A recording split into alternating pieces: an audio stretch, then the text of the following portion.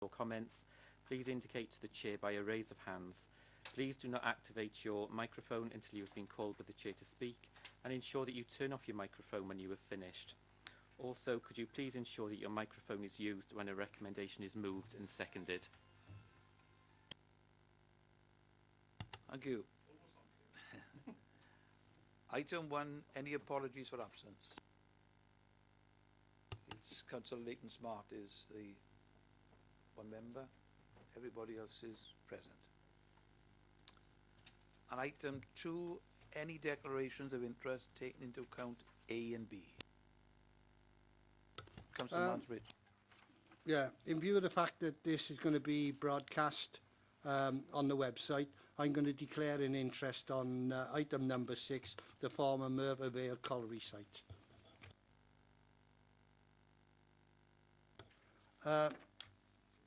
Personal, because I know the person involved, the objectors. Councillor Chaplin. Thank you, Chair. Agenda item number 5, Merthyr Tydfil Rugby Football Club. There's been a notice in the press that says all ward councillors support this application. So I must declare, I didn't make that declaration, but for best if I withdrew. Again, that's in the interest of transparency, is it, Councillor Chaplin? Yeah, in the interest of transparency.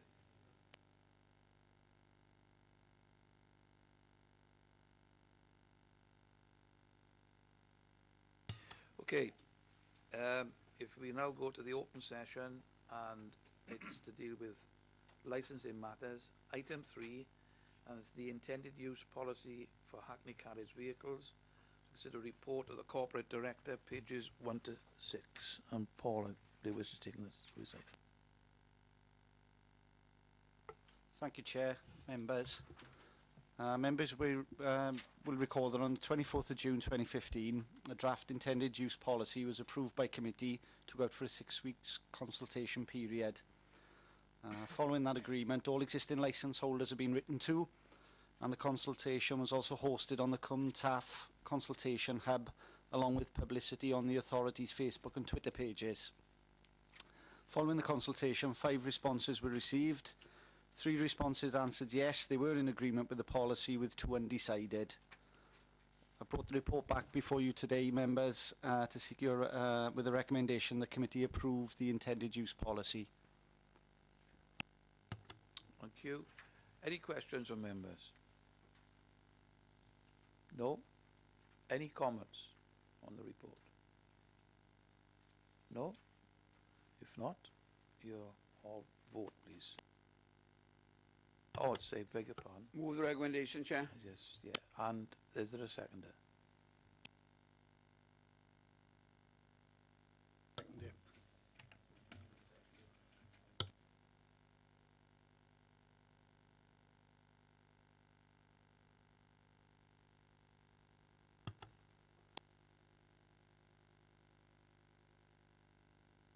That's been approved. And we then go to item 4, taxi licensing, and it's an application process guidance. And again, it's a consider report of the corporate director, pages 7 to 26. Paul. Thank you, Chair. Members will be aware that the authority has taken a wide-ranging safeguarded review following the Casey report into child sexual exploitation in Rotherham. The Casey report identified weaknesses at Rotherham Metropolitan Borough Council's licensing section, notably the failure to carry out sufficient and robust checks around taxi drivers being fit and proper persons to carry out such duties. Our own review within Merthyr Tydfil was satisfied that our fitness criteria and subcommittee process was sufficiently robust. However, a recommendation was made to produce an application process guidance outlining how the authority deals with applications and complaints. 2 particular areas of clarification within the application process are around the renewal of driver and vehicle licences. The document before you today, the first item I'd like to point out on it will be that we will now require all drivers that's new and renewal, to produce an enhanced criminal disclosure and barring check prior to the granting of a licence. Previously, we would have allowed existing drivers to renew pending the arrival of a DBS certificate, subject to no convictions being disclosed on the application form. Now that won't be the case, and we will request all drivers, renewal and new, that they will not be granted a licence until we have seen a DBS enhanced certificate. And the second change that we've made in relation to the guidance is on vehicle renewals. We'll now require the production of an MOT and pass certificate prior to the expiry of the existing licence. Previously, following a request from the trade, we would allow a part application to be made without the pass certificate being produced. This was as a result of the trade stating that on occasion their vehicle may be awaiting repair and cannot be tested in time for the licence to be reviewed. However, during our monitoring checks, we have found vehicles being used without the pass certificate being produced to us at the authority.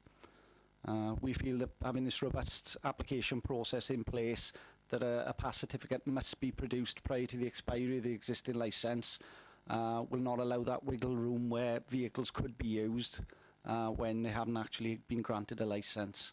So those are the two major clarification points within this application guidance.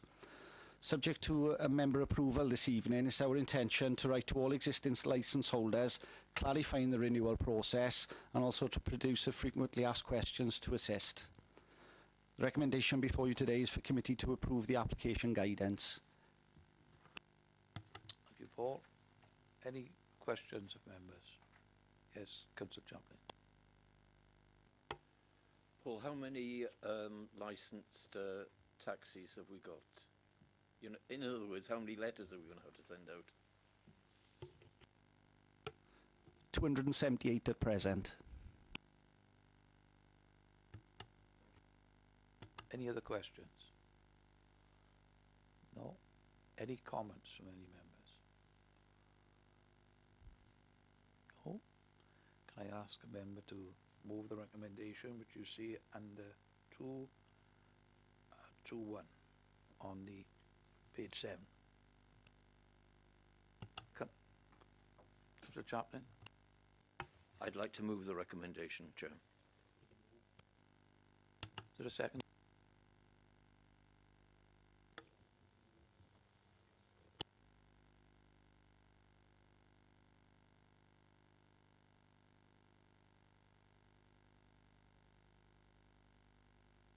That's been approved.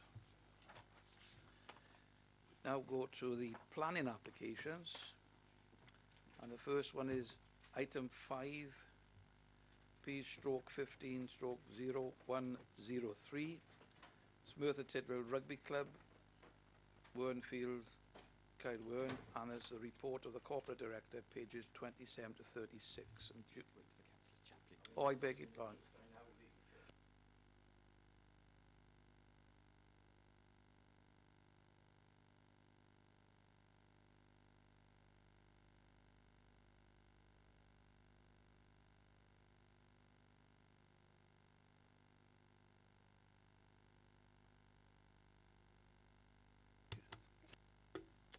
This application relates to the home of Merthyr Tydfil Rugby Club at the Wernfield in Ynysfarch. Planning permission is sought for the erection of a covered spectator stand, incorporating a clubhouse, 2 dugouts, the repositioning and provision of artificial surfacing to the northern pitch, repositioning of the southern pitch, creation of parking areas, 2 new vehicular access points, and the erection of floodlights. Committee may be aware that 2 additional spectator stands have been erected in the centre of the site, which do not form part of this application. These stands are currently unauthorised, but a separate application has now been received for the retention of them, which will be considered in due course. One objection letter was received as a result of the publicity exercise to this application, on the grounds that they would lose their view of the rugby field and would instead have a view of the parking area. Committee will be aware that loss of view is not a material planning consideration.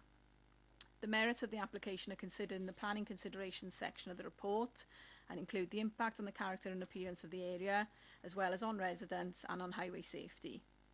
On balance, the proposed enhanced use of the site as a sports venue is considered acceptable and is encouraged by Welsh Government. The proposal would improve sports facilities at Merthyr Tydfil Rugby Club and as such complies with policy BW16 of the LDP, which seeks to support the enhancement of the County Borough's network of leisure facilities to ensure their continued use for recreation and amenity.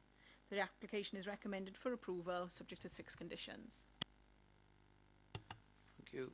Any questions from members? Chair, the only question, only one complaint due through the new system? Okay, just in case, another like. Any other questions from members? No? Any comments? Yes, Councillor Barrett. Thank you, Chair. I think the residents probably would be more pleased with the parking spaces available with this plan, so I fully support the plan. Any other comments? No? Can someone move the recommendation? Chair, I'll move the recommendations on what Councillor Bard just said, because the people are quite happy with the new parking area overall, Thank you. plus the sports stadium. Is it a seconder to that? I'll second the recommendation. Second becomes an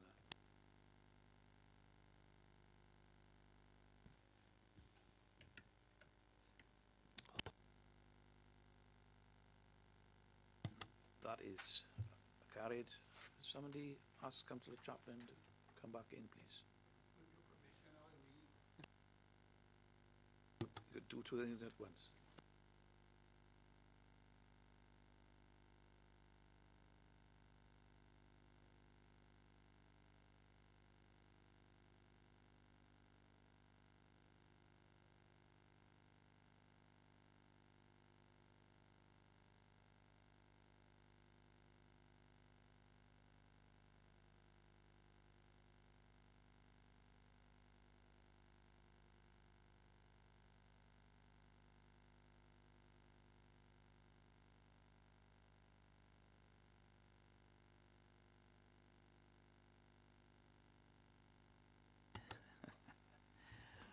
Okay.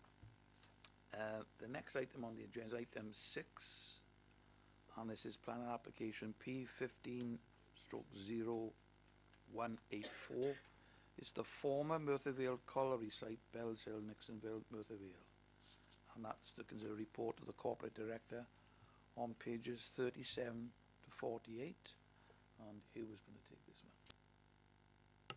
Thank you, Chair. Yeah, this is a revised scheme following Planning Permission P090287 for the construction of a new highway, including a roundabout, a road bridge, a footbridge, footpaths and cycle paths, light and earth bunding, an area for the disposal of Japanese knotweed and other associated works. The principle of this proposal has firmly been established by the granting of planning permission for a similar road scheme in December 2010. The main proposed changes from this scheme are the construction of a large single roundabout rather than 2 smaller roundabouts, a change in the foundation design and geometry of the road bridge, a change in the geometry of the road itself, a change in the position and geometry of the access road into Nixonville, and the inclusion of flood defence spans. Policy AS10 of the local development plan also safeguards land for this road scheme and points out that the proposal is designed to knit the 2 communities of Aberfan and Merthyr Vale together more effectively and to provide better access to the development sites on the former Merthyr Valley colliery site, Merthyr Vale colliery site, also known as the Riverside Project. There have been no objections as a result of the consultation exercise undertaken. As a result of the publicity exercise undertaken, 3 letters of objection have been received. They are highlighted on page 40 of the report, but in summary, the main planning-related objections are: the proposed bund would result in overlooking loss of light and have an overbearing impact on the adjacent dwelling, T Newydd. There is no provision for land drainage at the base of the bund. However, subsequent plans have provided this drainage facility at the back of the houses. The proposed footbridge would result in additional pedestrian traffic crossing River View. The bund is too high to the rear of St Benedict's Catholic Church, and there's potential flooding of the boiler house at St Benedict's Catholic Church. Responses to these objections are highlighted on pages 44, 45 and 46 of the report. As previously stated, the LDP, or Local Development Plan, recognises the importance of this core highway network improvements by its allocation in policy AS10. This application, which is a revision, both simplifies and enhances the previously permitted scheme. It will also ensure that the adjacent allocated housing land is capable of being developed without the need for further flood mitigation. For an infrastructure scheme of this size, there is almost certainly going to be objections to the scheme. The objections have been balanced against the wider benefits of the proposal, which in these cases significantly outweigh any harm caused to neighbouring residents. It is considered that the proposal complies with the relevant policies contained within the LDP and is capable in terms of its and is acceptable in terms of its impact on flooding, the character and appearance of the area, highway and pedestrian safety, residential amenity and ecology. Given this, the application is recommended for approval subject to the conditions highlighted on pages 46 and 47 of the report. Thank you, Chair. Thank you. Any questions from members? No? No questions? Any comments? No? Well, I'll make a comment on this particular. This is a massive site which has been in the planning stage for a number of years. And we get into the stage now where the infrastructure is being put in. That will then lead to hopefully the site being developed with 230 properties plus a number of other properties that are planned for there. So for Merthyr County Borough and the Merthyr Vale area in particular and Aberfan, this I think is an exciting time. And if you look to page 40 under publicity, apart from a press notice being placed in the Merthyr Express, site notices were displayed in 17 locations and letters were sent to 99 surrounding properties. And the fact that there were only 3 letters of objection, I think is augurs well.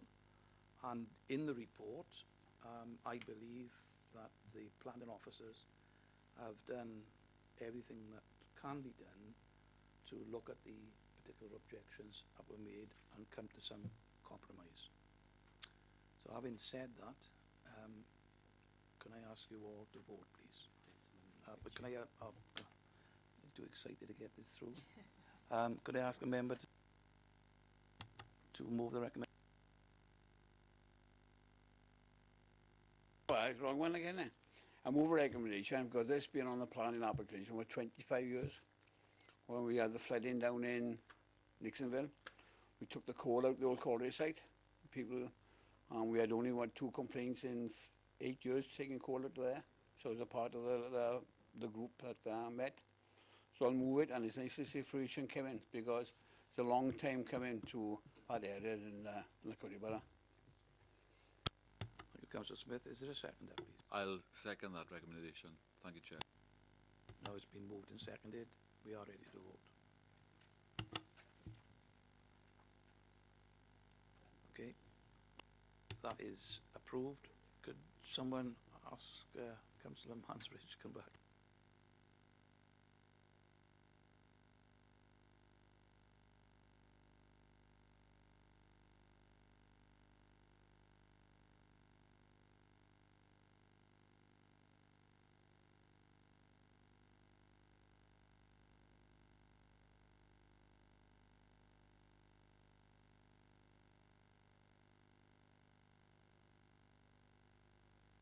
Right, if we now go to application number 7, item agenda 7, it's P/15/0228. It's the land between 3A and 4 Winifred Street, Dowlas, and there's a report there from the corporate director, pages 49 to 56, and Judith Jones is going to take us through this report. Planning permission is sought to erect a property on Winifred Street in Dowlas to accommodate 1 2-bedroom flat and 2 1-bedroom flats. The topography of the land in Winifred Street is such that the proposed property would be 2-storey at the front, fronting onto Winifred Street, and 3-storey at the back onto the rear lane. The application also proposes 2 terraced patio areas at the rear, along with an off-street parking area capable of accommodating 3 cars. Members may be aware that planning permission was granted for an almost identical dwelling on the adjoining plot in 2006, which has now been built. No objections have been received from consultees. However, 7 letters of objection have been received as a result of the publicity exercise carried out. These objections are summarised on page 51 of the report and include issues relating to parking, the use of the property as flats, design and character. The merits of the proposed development are considered in detail in the planning considerations section of the report. In summary, the principle of residential development on the land is acceptable, and the design, scale and materials are considered to be appropriate to the local context, and the impact on the residential amenity of surrounding residents is not considered to be so adverse as to warrant refusal of the application. 3 off-street parking spaces are proposed within the curtilage of the property, and on-street parking is not restricted in surrounding streets. As such, the proposal is acceptable in this respect. Committee will be aware that the planning system cannot control the owners or occupiers of the flats, and issues relating to noise and disturbance are controlled under public health legislation or by the police. The recommendation is that the application be approved subject to conditions. Thank you, Judith. Any questions from members? Councillor Simon Williams. Thank you, Chair. Given that Winifred Street is a very narrow, steep terrace street with limited parking, wouldn't this application, if approved, add up to potentially 8 extra cars? And wouldn't that possibly compromise pedestrian and highway safety? As you'll see from the report, the head of engineering hasn't raised any objection to the proposal.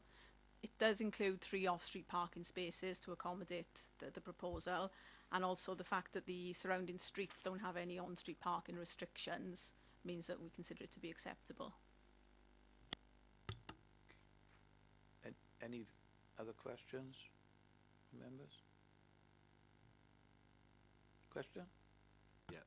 Could I request, I'm not going to be very popular with this committee, again, I'm sure, but given the number of objections, the 7 letters of representation on page 51, as a result of these concerns, which are quite considerable, could I request a site meeting so that members can see for themselves the difficulties that residents will face if this application goes ahead? Yeah, you're moving that? Could I also, sorry, Chair, could I also request highways and engineer officers be present, please? Is there a seconder? Yes, again, Chair, if councillors Williams are making them complaints in that area, because it is close, so the roads are very narrow, Balaclava Road, Winifred Street, and around that area. I'm going to ask you to vote, because it's been moved and seconded for a site meeting, and you can do so now, please.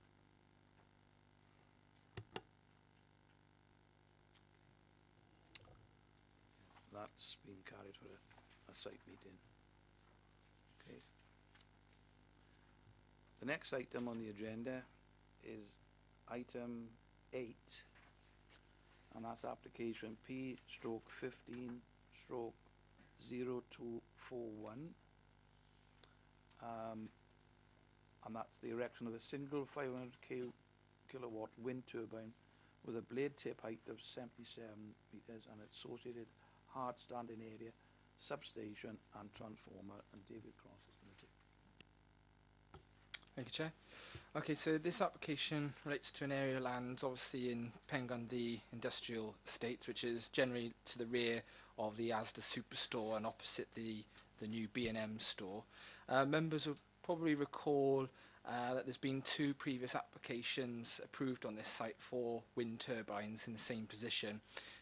One was measuring 65.3 metres and the other was 73.5 metres to the blade tip. There is also, just to point out, that there is another wind turbine proposed on the same site, which it comes under Agenda 9, which we'll come to after this one. So this proposal is for a revision to the previously approved schemes to erect a single wind turbine with a blade tip height of 77 metres, so it's higher than the ones that we've previously granted. And that would be there for a period of 25 years with the usual hard standing area, substations and transformers. I should point out that this proposal is largely the same as the previous application in terms of the access arrangements, the infrastructure and the general siting of the turbine.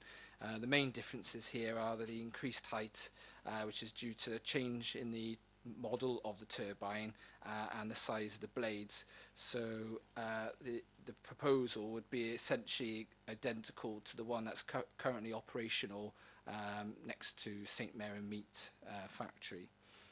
As a result of the consultation exercise, there were no objections from either the internal or external consultees. However, we did receive 9 letters of objections from local residents, together with a copy of a petition with 44 signatures, which was a reproduction of a petition that was previously submitted on the earlier applications.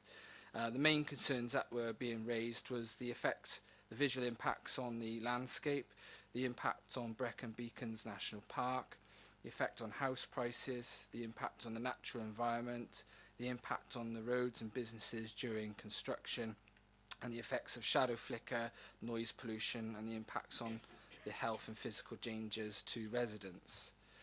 The principle of this development has already been established by the earlier applications, so the main considerations in this proposal is whether it is unacceptable in terms of its impact on the character of the landscape and the effects on the visual amenity and residential amenity.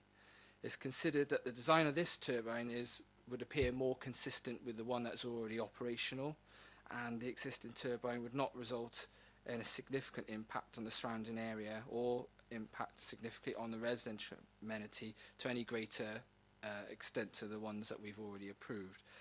And the reasons for this are set out in the planning considerations section of this report. Therefore, in this instance, the revised scheme is deemed to be acceptable, and it's recommended that the application be approved subject to 12 conditions, which are essentially the same as the ones we've attached to the previous permissions. I should also point out, just to avoid any confusion, that if this permission was granted permission, if this application was granted permission, they could only ever build out one of the turbines because they're all essentially on the same spot, so you wouldn't be able to build, say, all 3 or all 4 of the proposals that we're being considered. So therefore the application, as I say, is recommended for approval. Thank you, David. Any questions from members? Councillor Chaplin. Thank you, Chair. So basically, David, this is a substitution of one wind turbine for the one that we've already approved. Thank you. Councillor Barrett. Thank you, Chair. That was basically my same question, but I know we're not supposed to take under consideration of the applications coming in behind this one, after this one, but why haven't they put in the 2 together? Are they, because it's the same applicant, same site, so can you tell me why haven't they put the 2 in together?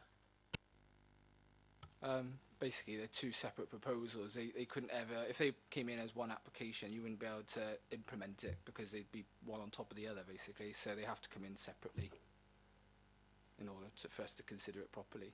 But as I say, they can only construct one of them.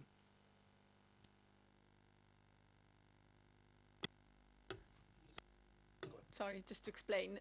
Basically, in essence, what we're looking at is the same application site, but they're 2 different types of turbines.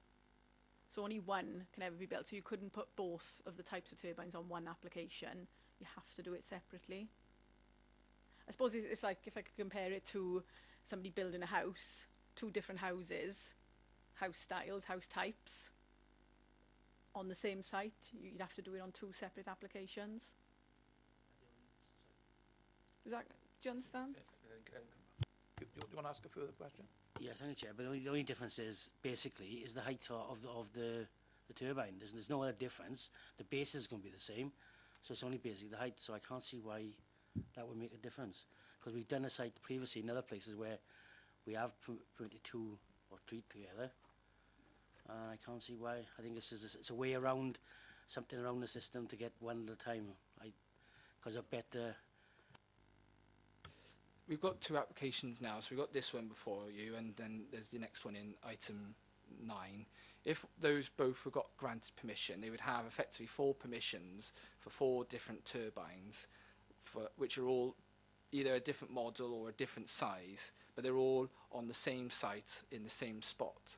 And they've had to change the scheme due to the difficulties of getting certain components. So, for instance, the one that's on item 9 is a much smaller turbine. The hub height is reduced because it was difficulties getting hold of those components, and there's also viability issues as well. So making sure that for them at least the project is viable. And so that's why they've come in with lots of different schemes, but they're all separate proposals.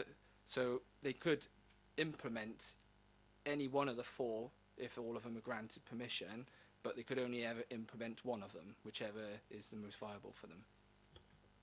Okay. Any other questions? Councillor Williams. Thank you again, Chair. Given that this turbine height, the blade is going to increase now, is there an increased visual impact?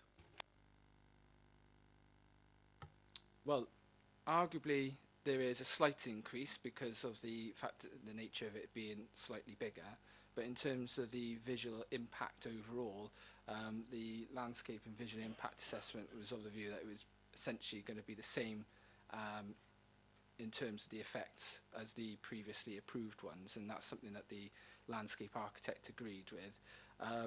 In this particular case, because even though it is bigger, the model of it is different as well, so it's when viewing the development in association with the one that's existing, because they're both of the same design, there'll be more consistency in their appearance then as well. Okay. Any other questions from members? Councillor Marsden. Is it right that the mast is going to remain the same height? It's just the tip of the blades that's going to be higher? Yeah, so with this one, in comparison to the 2 that we've approved, they're all 50-metre high hub heights, and this one's got slightly longer blades. I think it's about an extra 3.5 metres longer, which it brings it in line with the one that's already there. Any other questions? Councillor Williams, another question? I really must be on a death wish now. I'm pushing my luck. Can I request a site meeting? I'm not sure if my long-suffering fellow members of the committee will grant this. I mean, the Constitution says that unless there has been a material change within the last 12 months, then you've already seen it. Now, I can't recall when we were last there, whether it was over 12 months ago, 2014. So if it's within 12 months, then the Constitution, there has to be a very good reason as to why councillors should go out again to view the same site. Thank you. Could it still be noted that I requested a site meeting, please? Thank you. Any other questions? If there are any other questions, if not, comments? Any comments? No? No. Is there a mover to the recommendation, please, which is on page 70? I'll move the recommendation, Chair. Councillor Alan Jones, you moved it? Yeah. And who was the seconder? And Councillor Galsworthy has seconded it. So can you please vote now?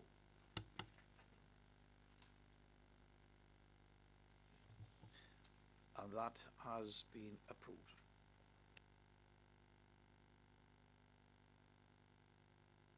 Next application, which is P/15/0241, land adjoining Unit 3, Pengundy Industrial Estate, and it's the erection of a single 500 kilowatt wind turbine. So it's a 228 kilowatt turbine. Okay, so this is reviewing the second revised proposal for a turbine on the same site. As mentioned before, this is a revision for a single wind turbine with a blade tip height of 57 8.7 metres, so it's the smallest of the ones that we've considered to date. And again, that is just with, accompanied with associated hard-standing substation and transformers. This is of a similar design to the ones that we've looked at, so it's the same sort of model, but as mentioned previously, the hub height is reduced on this one from 50 metres to 40 metres, hence the overall reduction in the height of that turbine. As a result of the consultation exercise, we had no objections from either the internal or external quantities. However, as mentioned before, we had the same 9 letters of objections and a petition with 44 signatures, which raised the same concerns as I've mentioned before, and those are again highlighted in page 80 of this report. In a similar vein, the principle of this development has already been established, and the main considerations is whether this proposal, being smaller, has an adverse impact on the character of the landscape, effects on the visual amenity, and again the residential amenity. In this instance, it's considered that the proposal would not result in a significant impact on those features, and for the reasons set out in the planning considerations section of this report, it would not, the impacts would not differ greatly to the effects of the previously approved schemes. Therefore, this proposed revision is considered to be acceptable, and it is recommended that it also be approved subject to the same 12 conditions on the one referred to in item 8. Thank you. Any questions on this particular application? Yeah, Councillor Barrett. Thank you, Chair. I know I'm not thinking straight here now, but we have basically passed 2 applications for wind farms on the same site. Well, same thing. So all right, they go round and round here. So basically, the developer now, could he build 2 on that site? Could we pass 2?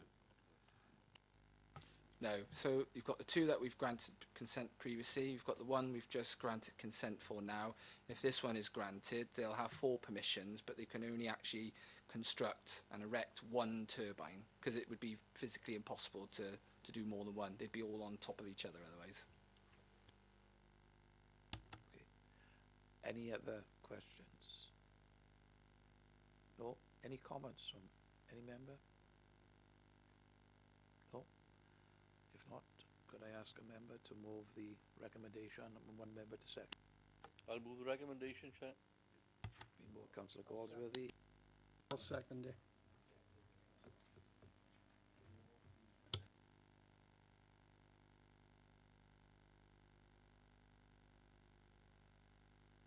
That has been approved. Thank you. We now come to item 10, and that's P/15/0259. That's the land opposite 1 to 17 Kingsley Terrace, Aberfan, and that's consider report of the corporate director, and it's pages 93 to 100.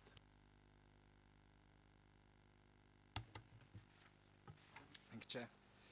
I should firstly point out that this application is being reported to the committee as the applicant works within the planning department, hence that's why it's under our delegated agreement is presented to you today. This proposal relates to a strip of land opposite Kingsley Terrace, measures approximately 23 metres by 23 metres deep by 145 metres in length, and abuts the highway. Members will recall that outline planning permission was previously granted to develop the site for residential purposes, and the proposal remains the same, that indicatively that the applicant is showing the potential development of 6 dwellings on the site. Permission is now sought to renew the earlier permission, P/11/0294, to extend the period of time in which they can submit further details and a reserved matters application. As a result of the consultation exercise, there was no objections either from the internal or external consultees. However, following the publicity exercise, we did receive a total of 9 letters of objection, which reiterated some of the concerns that were raised as part of the earlier outline application. The main concerns relate to the impact on the character of the area, the appropriate distances away or between the development and Kingsley Terrace, the impact on the sewage system, flood risks, risk to subsidence, ground contamination, and the self-build development of the site, and generally the need for housing in that location was questioned. There have been no changes in site circumstances, which remains the same or very similar to that when the previous application was determined, and as such it's considered that the proposal remains acceptable and there are no new issues that would otherwise warrant the refusal of this application. It should be noted as well that should planning permission be granted, the applicant would be required to enter into a Section 106 agreement to secure affordable housing contributions, of which they would be required to pay a sum of £12,000. It is therefore recommended that this application be approved subject to 10 conditions set out on pages 98 to 100, subject to the applicant entering into a Section 106 agreement as well. Thank you, David. Councillor Chaplin, question?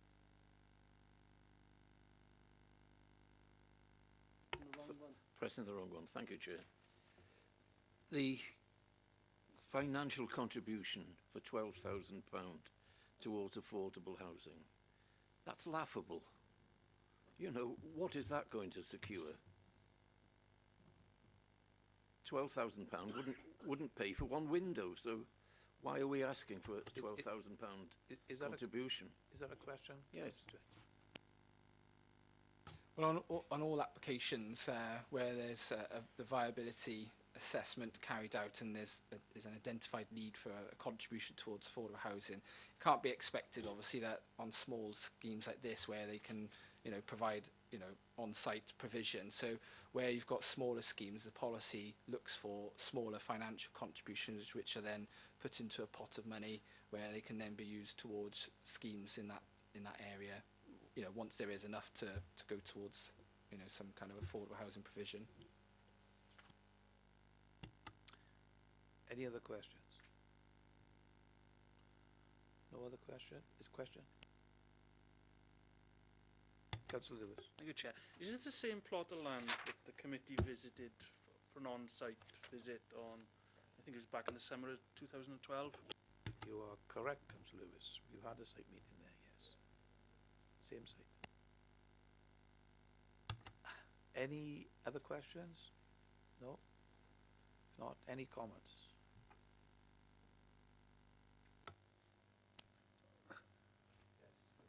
I think basically the owner of land sought planning outline permission with the intention of selling it, because I do believe there was a for sale sign on the land itself. Any other comments? No other comments? Can a member please move the recommendation? I'll second the recommendation. Moved by Councillor Brian Mansbridge, been seconded by Councillor Gareth Lewis. Can you vote now, please? And that's been approved as well. Items 11 and 12 are purely for information. And item 13, any other business? I have none. And can I thank you for your attendance and declare the meeting closed.